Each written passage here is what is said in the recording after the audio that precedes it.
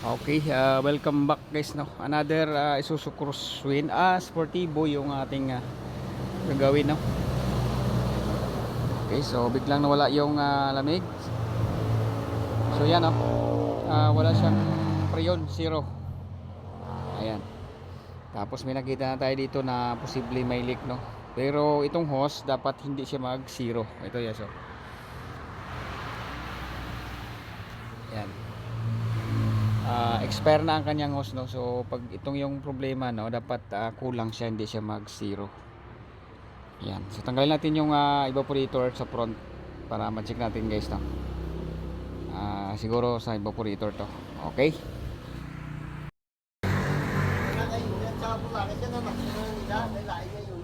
So magtanggal dito, no. So dapat nakatanggal na yung fitting para mabilis. So kunin natin guys.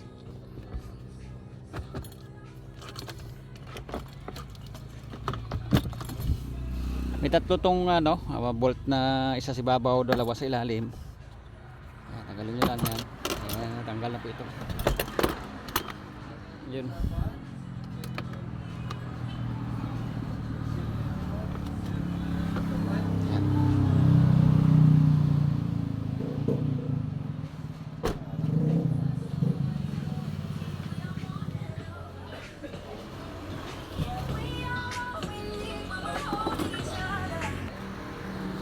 Yun, so dito pa lang, no, may nakita na tayo na posible may leak to.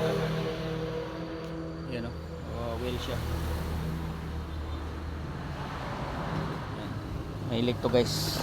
Pull out natin para maligtis. Ito na, may pressure na. Ako piyo, ako mag base Domingo kasi Ako puslot to. Yan. Wailek? Ariyo do tuburan. Dako oh. Yara? Yara kaya. Ano? Ay ano bukalo? Gabok na sir. Ay gabok ng yagwan. Oh.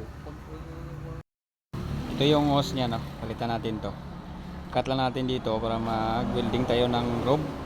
At saka dito. Merong set nito na straight kaso pangit. So balik natin tong original niya. Putulin din natin to. Ayan. Okay.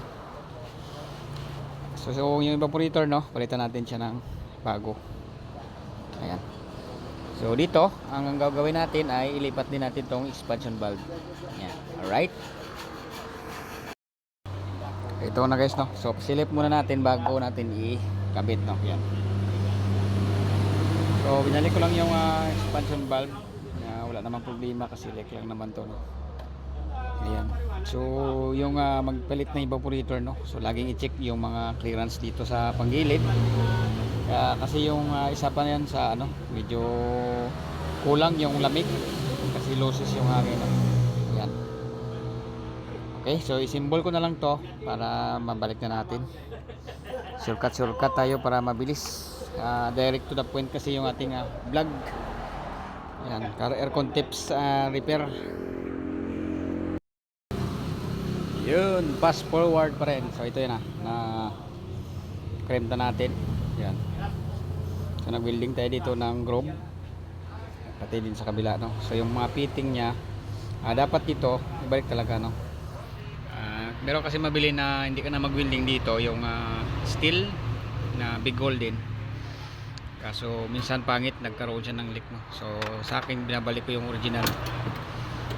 Naglagay ako ng groove dito. So charge na po tayo ng preyon.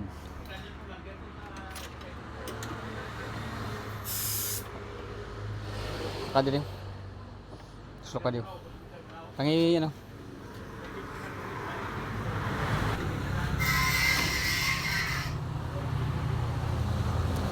Start now. Start.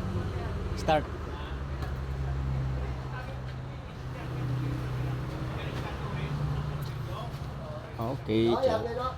Start na tayo. On aircon.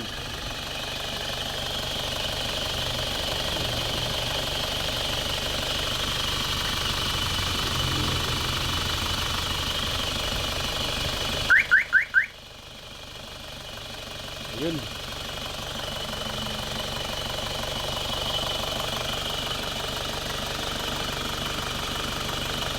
Yan gamit eh. Ito nga.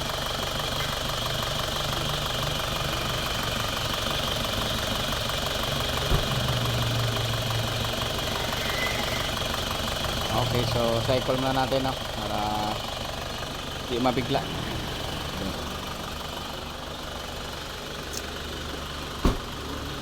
Alarm? Why? Ah, Kaya ko lang pag sumobong. sige. Ayan. Okay na. Asa natin ng konti yung so ito dito dapat naka-cycle no. Kaya minsan kasi hinahap dito tapos sabihin na mahina yung lamig. Pag ihap mo yan, hap ko yung vent doon sa may butas no. So minsan na tinatanggal natin yan, tinatakpan natin yung butas doon. Ha? Yan, dapat dito siya cycle. Ayan. Pwede dito gamitin, depende sa customer no. Kasi siyempre lamig naman yung kailangan, bakit pa dito ipunta no? Yan. So okay na guys, see you sa ating next video ulit. Thank you for watching.